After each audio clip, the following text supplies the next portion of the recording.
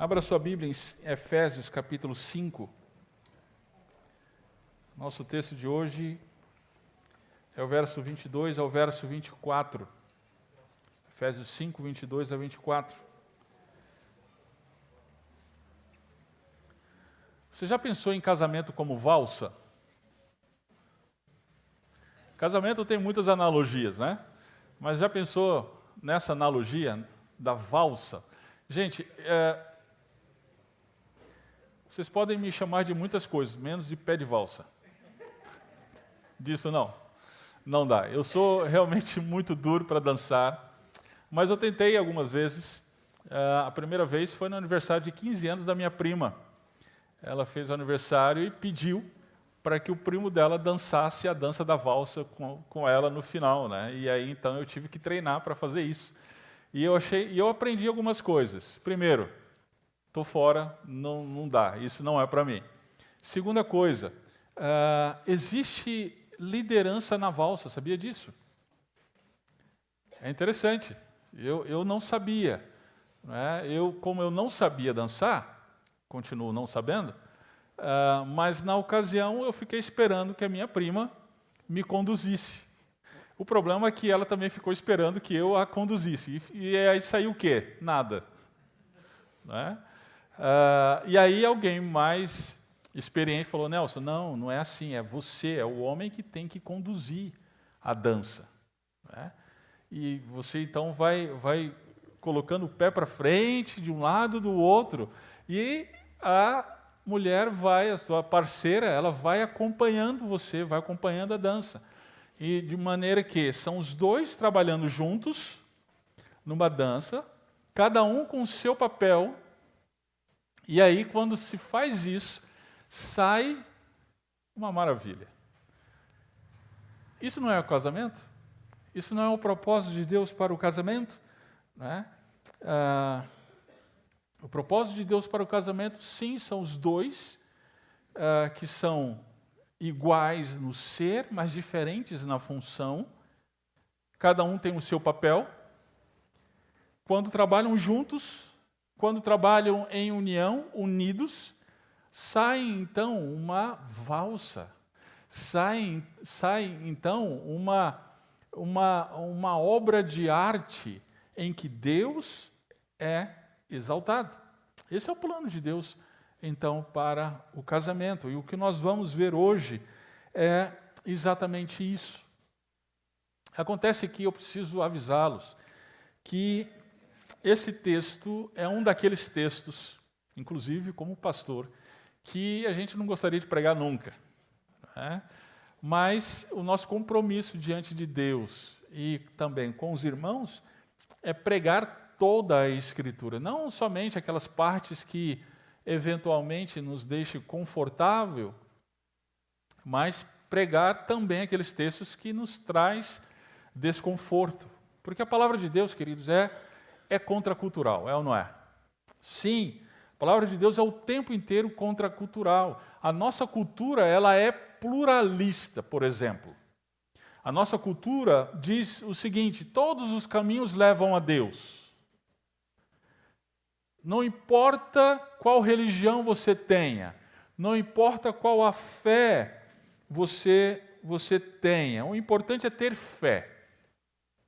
A palavra de Deus, ela diz ao contrário. A palavra de Deus, ela diz, só existe um caminho para Deus, Jesus Cristo. Ele é o único caminho. A nossa cultura diz que não existe verdade absoluta. Cada um tem a sua verdade, a verdade é fluida, não é? Mas a palavra de Deus, ela vai contra essa cultura e ela diz, não, existe verdade absoluta sim. Cristo é verdade. Ele disse, eu sou a verdade, eu sou o caminho, a verdade. Só existe uma verdade. A nossa cultura diz que existem muitos gêneros. A palavra de Deus, já no Gênesis capítulo 1, vai dizer, não, existe o macho e a fêmea. Apenas dois gêneros. Não importa o que a ideologia ensina, não importa o que a nossa cultura pregue, a palavra de Deus ela permanece para sempre. E ela se choca a essa cultura. Quanto ao casamento, a nossa cultura vai dizer, em relação aos papéis no lar, vai ter, por um lado, o machismo, que vai dizer, não, o homem é o macho e entenda-se esse macho como o dominador, o explorador, né? E a mulher como capacho. Esse é um lado da cultura humana. O outro lado que se contrapõe a isso é o feminismo. O feminismo que se levantou desde o século XVIII, XIX, na Europa. Os sociólogos colocam, a sociologia ela gosta de trabalhar com esse conceito, essa analogia, né, de ondas. Então existem 3 ondas do feminismo, né? Primeira onda do início, século XIX, segunda onda, século XX, especialmente primeira metade do século XX até a década de 80, e depois disso, então, a terceira onda. A segunda onda, o feminismo, ele passou a defender, na primeira onda tinha algumas pautas que a gente pode até concordar, né, com o feminismo, por exemplo, o voto universal, o voto feminino, né? Então, tinha até algumas pautas que podíamos concordar, embora o cerne filosófico do feminismo não, mas algumas pautas sim. Mas a segunda onda do feminismo passou a defender pautas extremamente difíceis para a gente concordar, né? Por exemplo, eles chegaram a defender o fim do casamento, defender o aborto, defender o incesto, a pedofilia. Sim, você ouviu bem, a pedofilia. Simone de Beauvoir, uma das principais pensadoras aí, uma filósofa francesa, pensadoras do feminismo, ela foi parceira do filósofo Jean-Paul Sartre. Eles chegaram a assinar um manifesto de defesa à pedofilia. Para você ter a ideia de onde chega a pauta feminista. E isso estou falando da segunda onda, né? E aí a terceira onda, que é a onda que nós vivemos hoje, né, do feminismo, prega então abertamente o aborto. Os países, por exemplo, da América Latina, cada vez mais, paulatinamente, eles têm aprovado leis que favorecem o aborto. Então, tem países com 3 meses de gestação, a mulher pode já realizar o aborto. Esse feminismo ele tem imposto, né, então, às famílias, aos casamentos, a mudança de papéis. Tem imposto aos casamentos um papel da mulher para o homem e um papel do homem para a mulher. É interessante. Ele tem colocado calça nas mulheres e saia nos homens. Esse é o feminismo dos nossos dias. O resultado disso é um crescimento exorbitante de divórcios, de homens perdidos e mulheres amargas. Esse é o resultado do machismo por um lado e do feminismo por outro lado. Muitos lares, querendo ou não, se dando conta disso ou não, muitos lares na nossa cultura hoje, por conta disso, são profundamente matriarcais, onde as mulheres tomam a frente de seu lar e os homens se esquivam das decisões do seu lar. Diante desse quadro, nós precisamos pensar, e a palavra de Deus, onde é que está nisso tudo? Lembre-se, a palavra de Deus ela é contracultural, ela confronta essa cultura. A palavra de Deus ela é verdade, então, sendo verdade, ela não é arcaica. Sendo verdade, ela não pode ser machista. Sendo verdade, ela não pode ser patriarcal, opressora, como é acusada por muita gente hoje. Se a palavra de Deus ela é opressora, patriarcal, machista em relação a questões de casamento, então ela não é a palavra de Deus na sua inteireza. Ela não é a palavra de Deus quando se trata de questões como a salvação, como a divindade de Cristo, como a ressurreição. É isso que está em jogo, queridos. É a inspiração, é a inerrância, é a autoridade da palavra de Deus.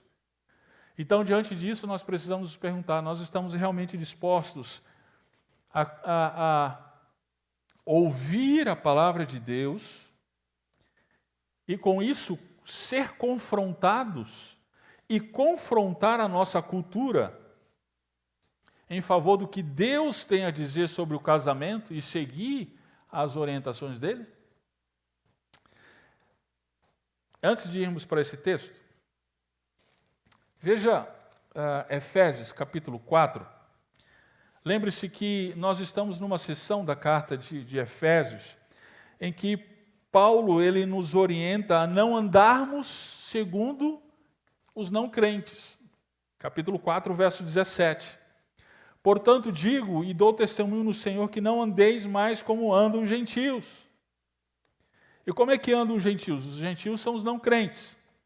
Futilidade de pensamentos, obscurecidos no entendimento, separados da vida de Deus por causa da ignorância em que estão, devido ao endurecimento dos seus corações. Eles perderam toda a sensibilidade, eles se entregaram à depravação, cometendo com avidez toda espécie de impureza. O que Paulo então nos exorta é, não ande mais como essas pessoas. Não ande mais como o machismo diz para você andar, não ande como o feminismo diz como você deve andar. Por quê? Efésios capítulo 5, verso 8. No passado vocês eram trevas, mas agora vocês são luz no Senhor. Ora, uma vez então que vocês são redimidos, vocês são resgatados, nós fomos transformados pelo Evangelho do nosso Senhor Jesus Cristo, o qual morreu e ressuscitou pela nossa redenção. Então, agora que somos luz no Senhor, andemos como luz no Senhor. Ora, então, isso implica também no nosso casamento. Como que é o casamento daqueles que são luz no Senhor? Daqueles que são filhos da luz. Como é que deve ser este casamento? O machismo diz que o casamento tem que ser assim. O feminismo diz que o casamento tem que ser assim. Tá, mas e os filhos da luz? Como é que é o casamento dos filhos da luz? É isso que nós vamos ver então, hoje pela manhã e também à noite. Ok? Esteja preparado. Vamos lá, aperte os cintos. Efésios 5, 22 a 24, diz assim: Mulheres, cada uma de vós seja submissa ao marido, assim como ao Senhor. Pois o marido é o cabeça da mulher, assim como Cristo é o cabeça da igreja, sendo ele mesmo o salvador do corpo. Mas assim como a igreja está sujeita a Cristo, também as mulheres sejam em tudo submissas ao marido. Amém. Em poucas palavras, o que Paulo está dizendo aqui é que no casamento dos filhos da luz, a esposa se submete ao seu marido, assim como a igreja a Cristo. No casamento dos filhos da luz, a esposa se submete ao seu marido, assim como a igreja a Cristo. Vamos entender isso. Verso 22, Paulo então vai dizer que nesse casamento dos filhos da luz, a esposa se submete ao seu marido, assim como ao Senhor. Essa palavra submissão causa calafrios na gente, é ou não é? Por isso a gente precisa investir um tempo aqui em esclarecer o que significa submissão. Primeiro, vamos começar pensando no que submissão não é. Ok? O que não se trata essa submissão? Primeiro, não é escravidão. ok? Não é escravidão. Isso significa que a esposa não é capacho. Sabe aquele tipo de pensamento, atitude em que o marido sempre está certo e é servido como o rei de sua casa pela Amélia infeliz? Às vezes alguém lê esse texto, mulheres se submetam, e tem isso na cabeça. Tire isso da sua cabeça se você pensa assim, porque não é disso que se trata o texto. Não é essa submissão. A submissão, ela não se refere também a questões que vão contra a consciência. Ok? A mulher, antes de se submeter à liderança do seu marido, ela deve se submeter à liderança de Deus, por meio da sua palavra. Ok? Então, se o marido, no exercício da sua liderança, leva a sua esposa a situações como depravação, bebedeira e etc., a esposa ela tem que dizer não, porque antes de se submeter ao seu marido, ela deve se submeter a Deus. É o mesmo princípio que nós vimos no domingo passado em relação à autoridade. O apóstolo Pedro, na sua primeira carta, ele orienta que nós devemos nos submeter às autoridades. Acontece que, quando essas autoridades elas confrontam a Deus, quando essas autoridades elas seguem um caminho contrário à orientação de Deus para nós devemos desobedecer essas autoridades. É o mesmo princípio em relação ao casamento. A submissão também não se refere à violência doméstica. Essa deve ser denunciada. Ok? Então, se você, minha irmã, você sofre algum tipo de violência na sua casa, seja ela física, verbal, isso precisa ser denunciado. Lá em Romanos, o apóstolo Paulo diz que Deus ele fez o Estado com o poder da espada. Para quê? Para punir os maus. Ok? Então, a submissão, ela não se aplica nessa situação. Ok. Então, se aplica a quê? Vamos lá. A palavra submissão é interessante. Ela significa se colocar debaixo de autoridade. Se colocar debaixo de autoridade. E é curioso que essa palavra ela não é usada somente para as esposas. Não é usada.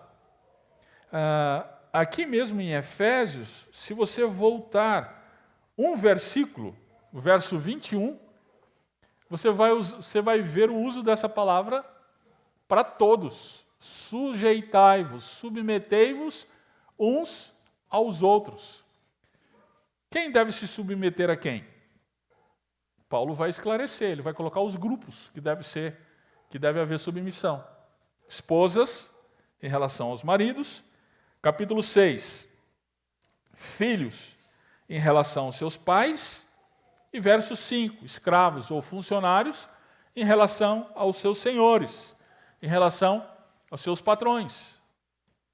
Perceba, são vários grupos. Né?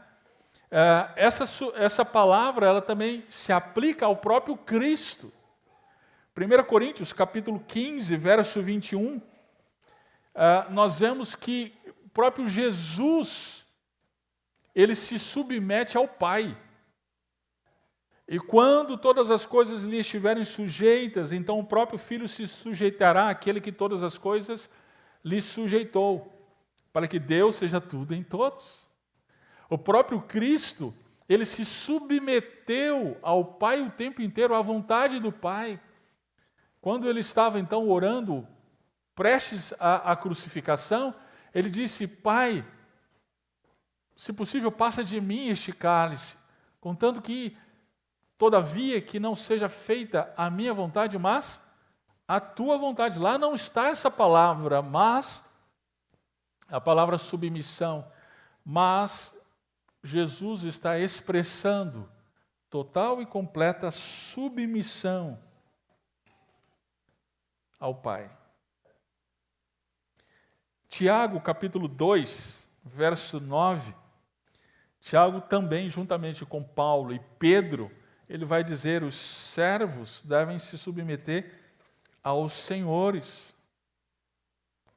No capítulo 4, no verso 7 de Tiago, ele vai dizer que nós devemos nos submeter a Deus. 1 Pedro, no capítulo 5, no verso 5, Pedro ele vai exortar: jovens, se submetam aos presbíteros. É a mesma palavra. Perceba, todas as relações humanas possuem liderança. Todas as relações humanas possuem liderança.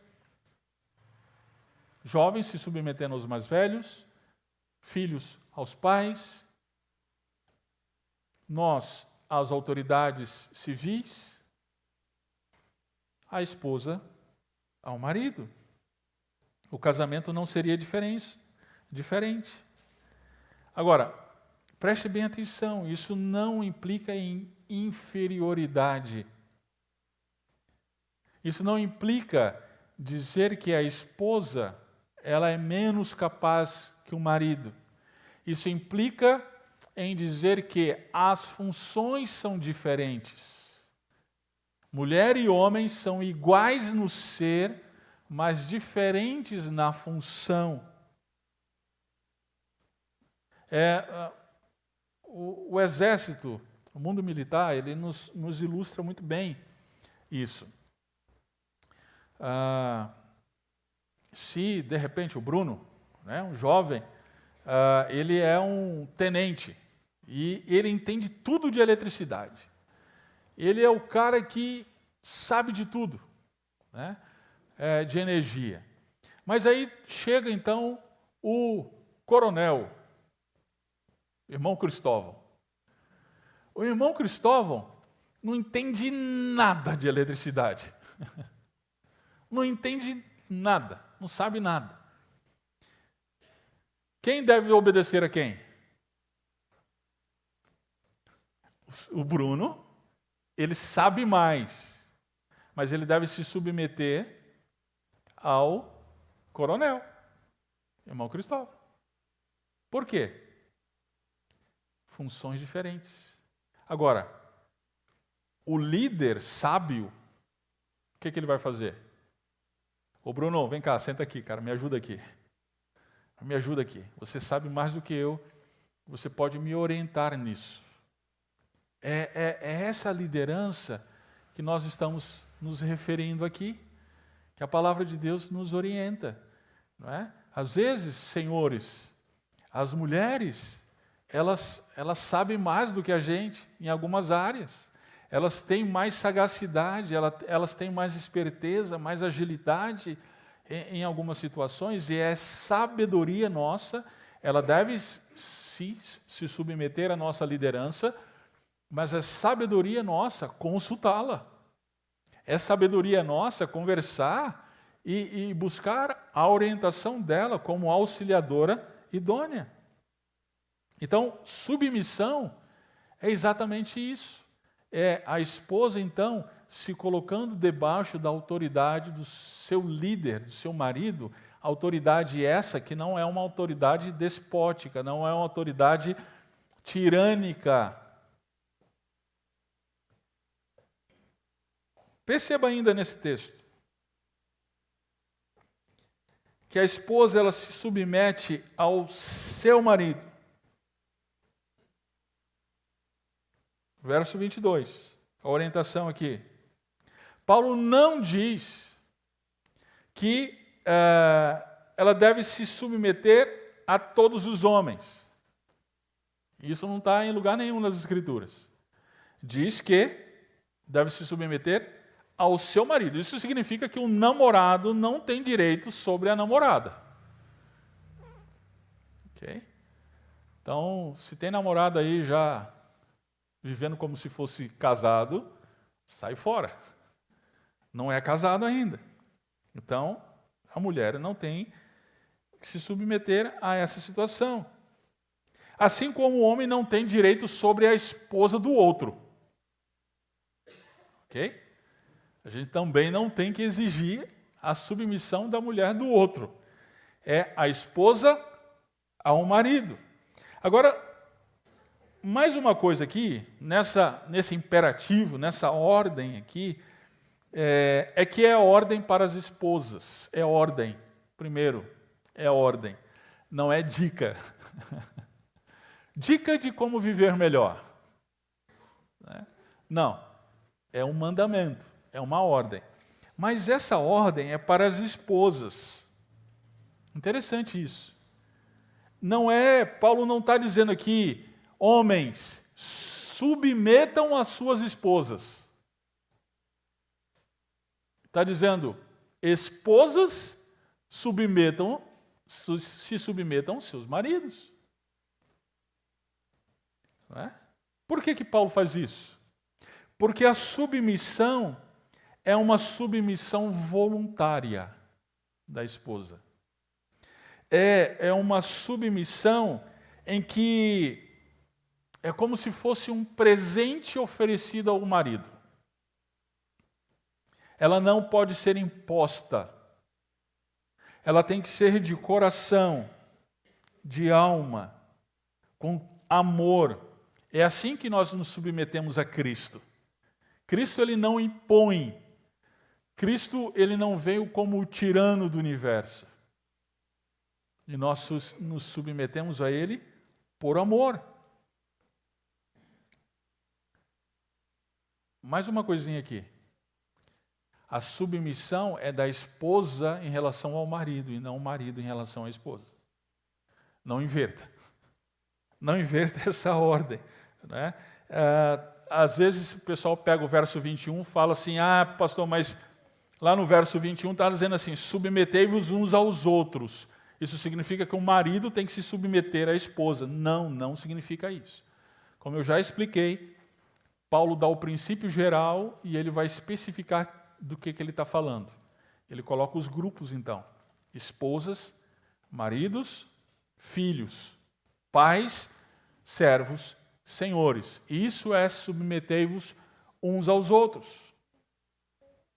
Tudo bem? Essa é a ordem. Agora, essa ordem tem um complemento aqui no verso 22. Assim como ao Senhor. É interessante, queridos. Assim como ao Senhor. Essa ordem tem em todos os grupos, como eu mencionei. Mas a expressão assim como ao Senhor também está em todos os grupos. Observe. Capítulo 6, verso 1.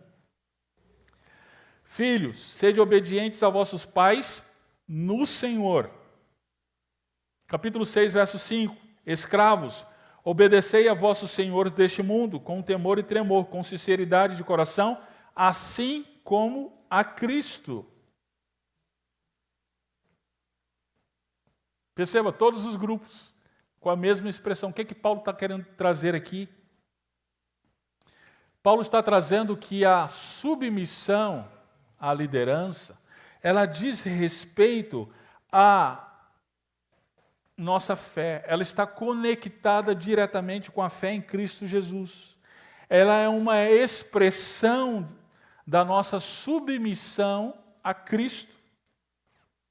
Em outras palavras, isso significa que, porque eu sou discípulo de Cristo, eu me submeto aos meus pais. Porque eu sou discípulo de Cristo, eu me submeto ao meu chefe. Porque eu sou discípulo de Cristo, eu me submeto ao meu marido. É por causa da nossa fé em Cristo Jesus.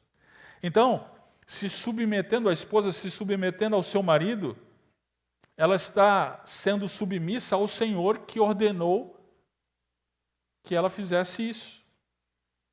Sendo assim, a submissão é um ato de louvor e adoração a Deus. Quando nos submetemos, queridos, nós louvamos a Deus, louvamos ao Senhor. É como no futebol de casal. Quem que já fez aqui o futebol de casal? A gente gosta muito. O Marcos e a Priscila gostam muito desse esporte, né? O futebol de casal, então, você sabe, você está lá de mão dada com o seu cônjuge no campo de futebol e aí você tem que marcar o gol, só que não vale você sozinho, você tem que ser com o seu cônjuge. O que acontece quando a bola chega e cada um dos dois cônjuges querem ir para um lado, gente? O que acontece? Eu vou por aqui, o outro, não, eu vou por ali. O que acontece? Não dá certo. Não dá certo. O que tem que fazer? Bem, existem duas posições hoje no mundo evangélico. A posição complementarista e a posição igualitarista. A posição igualitarista diz assim, você tem que sentar com a sua esposa, você tem que sentar com o seu marido, e vocês têm que tomar a decisão conjunta. Vocês têm que tomar a decisão de comum acordo. O que acontece no futebol de casal se isso acontece, gente? Se a gente levar esse princípio em consideração. O futebol vai acabar, os dois vão estar lá sentados, ainda discutindo. Não vai dar certo. Um tem que liderar. E o outro tem que auxiliar na liderança.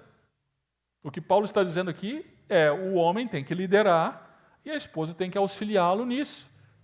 E aí sim, não, vamos embora, vamos fazer aquela jogada, aquela tática. Joia, estamos juntos, vou te ajudar nisso. É assim o casamento.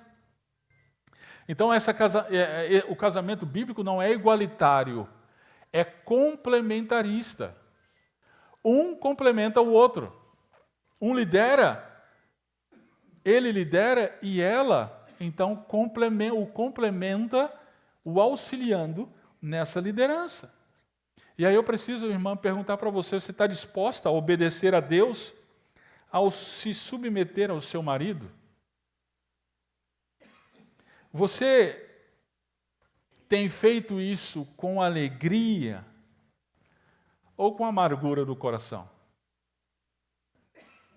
Como você tem feito isso? Vamos lá, vamos seguir. Verso 23. Tudo isso foi o verso 22. Agora vamos lá para o verso 23. No casamento dos filhos da luz, a esposa se submete ao seu marido porque a liderança dele reflete a liderança salvadora de Cristo sobre a igreja. O seu casamento reflete a liderança de Cristo sobre a igreja. É o verso 23, é o que vemos aqui. O marido é o cabeça da mulher, assim como Cristo é o cabeça da igreja, sendo ele mesmo o salvador do corpo. Queridos, essa palavra aqui, cabeça, ela tem sido interpretada de muitas formas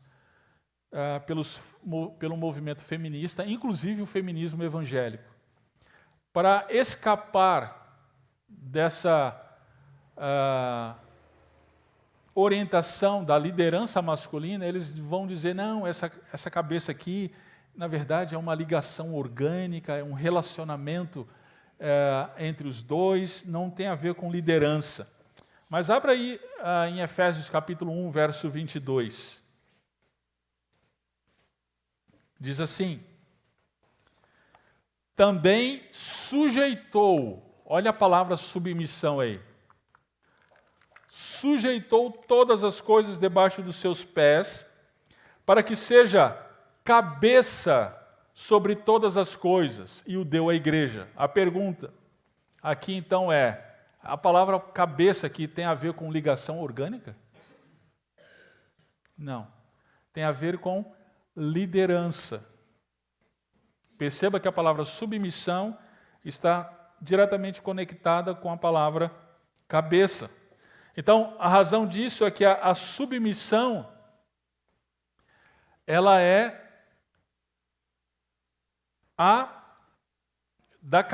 do corpo à cabeça. Quem é a cabeça do lar? O marido, e o corpo é a esposa. E isso reflete o fato de que, no relacionamento entre Cristo e a igreja, ele é o cabeça e a igreja é o corpo. Né? Por quê? Função. Qual é a missão dada ao homem? Gênesis capítulo 2, verso 15. A função dada ao homem: cultivar e guardar. Gênesis 2,15. Cultivar e guardar. Para isso ele precisa da liderança. Qual a missão de Deus dada para a mulher? Auxiliar. Gênesis capítulo 2, verso 18. Para isso, ela precisa se submeter. Ela deve ser uma auxiliadora idônea. E para isso ela precisa, então, se submeter. Então, a liderança do lar pertence sim ao marido. Ele é o cabeça, assim como Cristo é o cabeça da igreja. Agora, é interessante porque ele usa uma palavra aqui. Sendo ele mesmo o salvador do corpo. Cristo é o salvador do corpo, a igreja. Como isso se aplica do marido para sua esposa? O marido agora salva a mulher? Não, somente Cristo salva. Né? Ele é o salvador. Mas em que sentido a liderança do marido salva a sua esposa? No sentido de fazer o bem, no sentido de provocar o crescimento, de promover o bem para a sua esposa. O marido, então, ele não salva a sua esposa como Cristo salva a igreja, mas a beneficia à medida que ele cumpre a sua missão de cultivar e guardar. Cultivar e guardar o quê? O seu lar, a sua família, aquilo que Deus lhe deu. Acontece, queridos, que debaixo do pecado, o homem, ele deixa de cumprir a missão que Deus deu. Debaixo do pecado, em vez de cultivar e guardar, o homem ele passa a ser o opressor e explorador da sua esposa. Dessa forma, eu entendo muito bem a frustração de muitas irmãs aqui. Porque elas se casaram com a expectativa que os seus maridos fossem esse protetor, esse cultivador, mas a realidade se impôs sobre elas, de maneira que elas têm em casa não um cultivador e um protetor, mas um explorador, um opressor. O que fazer diante disso? Vem no domingo à noite, hoje à noite, e no texto de 1 Pedro, nós vamos trabalhar sobre isso. Mas quantas dores e sofrimentos essas irmãs têm passado, e eu estou sensível ao sofrimento dessas irmãs. Mas não é exatamente disso que Paulo está falando. Paulo está falando para crentes, para pessoas que, lembre-se, capítulo 1 até o capítulo 3, foram alcançadas pelo Evangelho do Senhor Jesus Cristo. Filhos da luz, é o casamento de filhos da luz. Queridos, quantas irmãs poderiam evitar sofrimentos, poderiam evitar dores, se simplesmente tivessem seguido a orientação dos seus maridos? É ou não é? Maridos que orientam suas esposas em relação, por exemplo, ao orçamento doméstico. Meu bem, vamos maneirar esse mês aí na compra de tal coisa. Mas aí o que é que ela faz? Oculta o dinheiro, né, do seu marido. Aí depois termina numa dívida enorme. Mulheres que rejeitam a orientação dos seus maridos em relação a amizades. O marido diz, cuidado com essa amiga que você está andando, essa amizade não vai te fazer bem. E aí ela ignora, rejeita. E isso traz muitas dores e sofrimentos. Mulheres que se deixam dominar pelos seus desejos e desprezam os seus maridos. Como elas poderiam se resguardar de sofrimentos e dores se tivessem tido uma atitude diferente do que essa que Paulo, a palavra de Deus, orienta? Muito bem, vamos lá para o verso 24. Aqui nós vamos ver que no casamento dos filhos da luz, a esposa se submete ao seu marido, porque isso reflete a submissão da igreja a Cristo. Anteriormente nós vimos que isso reflete a liderança de Cristo sobre a igreja. Agora, isso aqui Paulo vai inverter um pouquinho e ele vai dizer que isso reflete a submissão da igreja a Cristo. Perceba que no verso 24, Paulo ele coloca aqui de sorte que, ou seja, é uma ligação com o verso 23. Dessa maneira, assim como a igreja está sujeita a Cristo, também as mulheres sejam em tudo submissas ao marido. Ou seja, a submissão da igreja deve ser o exemplo que a submissão da igreja a Cristo deve ser o exemplo que a esposa deve tomar para si.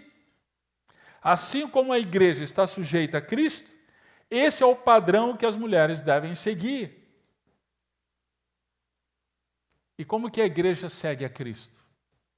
Segue por amor. A igreja, ela ama a Cristo, porque Cristo se deu por ela. Domingo que vem nós vamos ver aqui em relação aos maridos como que deve ser essa liderança como Cristo.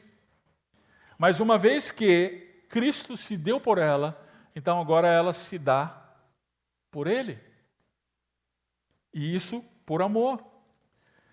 Agora, esse amor é, na prática, seguir as instruções de Cristo. Jesus, no Evangelho de João, no capítulo 14, no verso 21, ele diz o seguinte: aquele que tem os meus mandamentos e a eles obedece, esse é o que me ama. E Jesus está dizendo. Não basta você dizer, eu te amo, Senhor, e não fazer o que o Senhor diz. O que Jesus está dizendo é, se você me ama, você segue as minhas instruções. Essa é a igreja. A igreja ama a Cristo e segue as instruções de Cristo. Assim é a esposa. A esposa ama o seu marido, então segue a orientação, segue as instruções do seu marido. Uma mulher americana, Nancy DeMoss, ela tem escrito muito a respeito de feminilidade realmente bíblica. E nós, o nosso grupo de mulheres está por começar o estudo de livros dessa irmã. E ela diz o seguinte: a submissão é uma disposição do coração que nos inclina a dobrar os joelhos diante de Deus e das autoridades que Ele pôs em nossas vidas. É exatamente isso. Por amor, o nosso coração, então, se dispõe a se sujeitar. Essa submissão, então, ela envolve o amor. Ela envolve respeito. Por respeitarmos, por amarmos, nós respeitamos. Por respeitarmos, nós nos submetemos de coração. Não é à toa, olha lá o verso 33 do capítulo 5, que o apóstolo Paulo ele termina esse texto dizendo o seguinte: entretanto, também cada um de vós ame sua mulher como a si mesmo.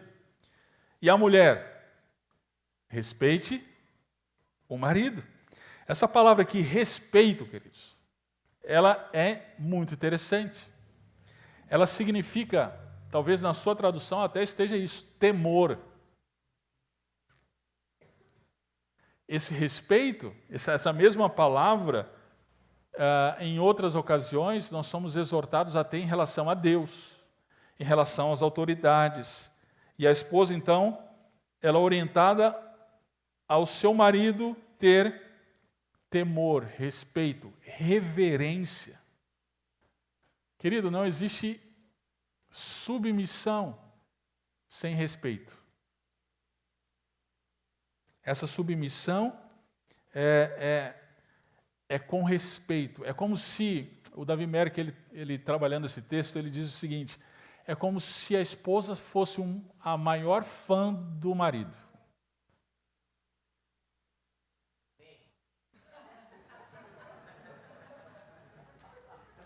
Parece que só um irmão entendeu aqui. É como se a sua esposa, vou repetir, fosse a maior fã do seu marido. Querida, você é a maior fã do seu marido? Ou você é aquela que está sempre depreciando o seu marido? É aquela que está sempre colocando o marido para baixo. Se o cara coloca um quadro na parede, ele se mata para colocar aquele quadro, e quando ele finalmente consegue, você sempre arruma um defeito.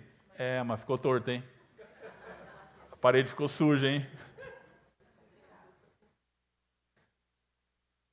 Como que você fala do seu marido para suas amigas? Para suas parentes? Quando você vai lá no salão de beleza? Qual que é o assunto lá? É o seu marido? E o que você fala dele? O que você fala do seu marido para sua mãe, a sogra do seu marido?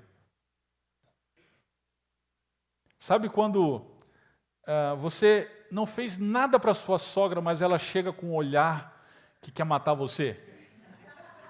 O que você acha que aconteceu?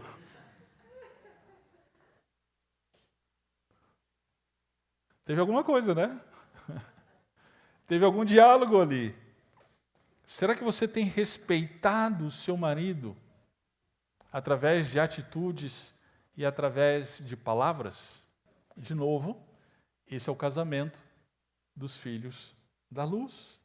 É interessante porque Paulo, no verso 24, ele acrescenta aqui: mas assim como a igreja está sujeita a Cristo, também as mulheres sejam em tudo submissas ao marido. Em tudo o quê? No que diz respeito ao casamento. Não em tudo, como eu já mencionei, em questões de que a palavra de Deus não orienta. Ela tem que ser submissa a Deus. Mas quando se trata naquilo que a palavra de Deus orienta em relação ao casamento, é em tudo.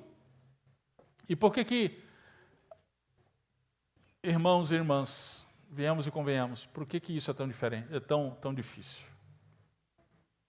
Por que a gente não faz assim? Porque a submissão causa tanto desconforto? Por causa de Gênesis 3. Por causa do pecado. Isso começou no momento em que Adão ele se omitiu em relação à liderança. Onde estava Adão quando a serpente estava tentando Eva? Alguém disse que ele estava jogando videogame. Não cresceu Adão. Onde ele estava? Era para ele ter assumido a liderança. Era para ele ter entrado no meio do diálogo e ter dito: ô serpente, sai fora. Pisado na cabeça do diabo. Ali sim era para ter feito isso. Né? Mas ele se omitiu. Essa é a omissão de Adão, que está em todos nós, homens. Vamos trabalhar sobre isso melhor no domingo que vem. Mas a mulher, ela, por outro lado, isso parece ter sido confortável para ela. Parece que, conforme Paulo diz, ela foi enganada. E sendo enganada, parece que isso foi bom para ela, ter assumido a liderança. O texto diz que, então, ela achou o fruto agradável, ela pegou, ela tomou, comeu e deu para Adão. Na liderança era para Adão ter feito isso. Mas Eva usurpou a liderança de Adão. E ela que fez isso. A partir disso, tem a luta pelo poder no casamento. Quando era uma valsa, agora, meu amigo, é um MMA. É uma luta dos dois. É os dois, então, querendo um sobressair sobre o outro. Gênesis 3,16, Deus diz o seguinte: multiplicarei grandemente a tua dor. Ele diz isso para a mulher, na gravidez. Com dor darás à luz filhos. Perceba isso agora. O teu desejo será para o teu marido, e ele te dominará. O que significa o teu desejo será para o teu marido? Significa que a mulher, ela tenta o tempo inteiro impor o seu desejo para o seu marido. Mulheres, é ou não é? Fala a verdade. Através de manipulações, através não da força, porque não dá, mas através de subterfúgios, de omissões, como nós vimos ontem no texto, falai a verdade uns aos outros, então, através de mentiras. A mulher o tempo inteiro tenta colocar o seu desejo sobre o seu marido, mas o que é que vai acontecer? Ele te dominará. Olha a expressão que Deus usa aqui. Não diz ele te liderar, vai te liderar. Não, ele vai te dominar. Por causa do pecado, então tem essa luta, esse MMA entre os dois agora. Um querendo sujeitar o outro. A luta pelo poder. Essa liderança do homem agora debaixo do pecado não é mais sacrificial. E a submissão da mulher não é uma submissão mais doce e agradável, voluntária.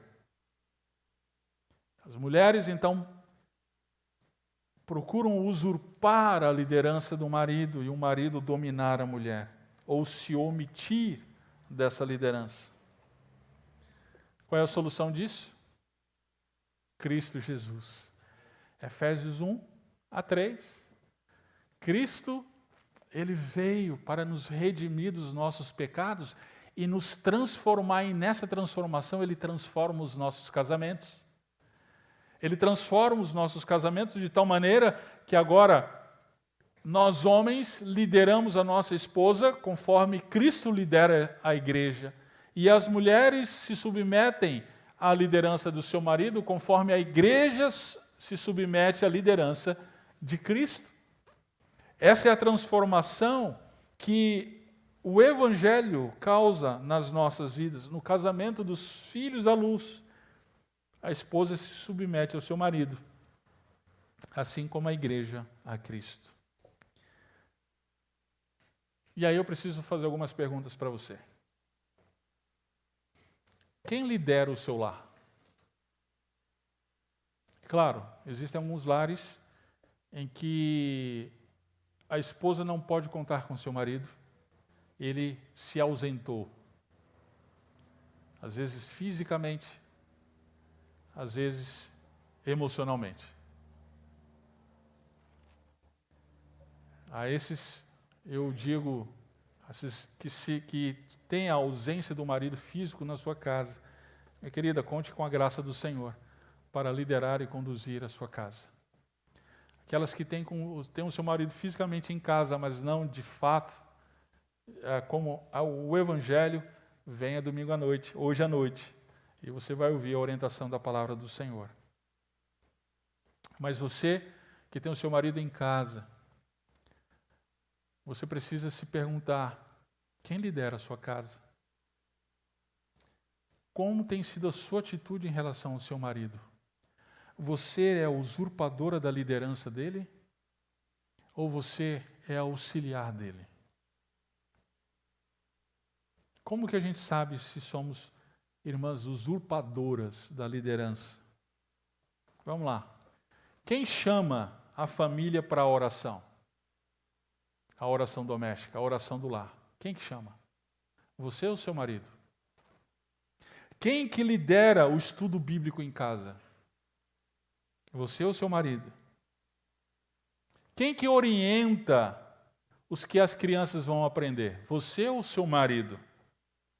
De quem é a última palavra com as crianças? Sua ou do seu marido? Se você respondeu em alguma dessas perguntas que é você, isso precisa ser tratado no seu lar. A liderança aí está invertida. Talvez você esteja sofrendo a ausência do seu marido, a omissão do seu marido em relação à liderança. Talvez você esteja usurpando a liderança dele. Talvez você esteja manipulando de maneira que a liderança deles tem se ausentado.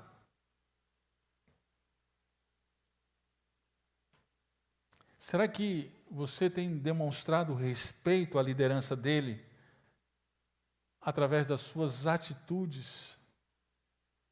Ou você tem tratado, me permito usar uma expressão bem forte aqui, você o tem o tratado como um banana? Algumas mulheres usam essa expressão para se referir ao seu marido. Outras não usam essa expressão, mas agem como se fosse. Eu quero encorajá-la nessa manhã, querida, a você ser uma encorajadora do seu marido, a você ser uma auxiliadora, de maneira que o seu marido ele encare o desafio da liderança do seu lar. Não usurpe a liderança dele. Encoraje-o. Fortaleça-o. Ajude-o nesse desafio. Nós, homens, temos um grande problema. A gente vai tratar disso domingo que vem. A gente quer tratar a nossa esposa como mãe. Meu caro, ela não é sua mãe. Ela é sua esposa. Você deve tratá-la através da missão que Deus te deu, cultivando e guardando. E a sua esposa deve auxiliá-lo nisso. Ela não é a sua mãe. Minha irmã, você não é mãe do seu marido. Você é mãe dos filhos dele, dos seus filhos, mas não é mãe dele. Então, não o trate como filho, o trate como um marido, com respeito. Esse casamento, ele glorifica a Deus, porque ele está de acordo com as funções que Deus idealizou para o casamento, para nós. Vamos orar por isso?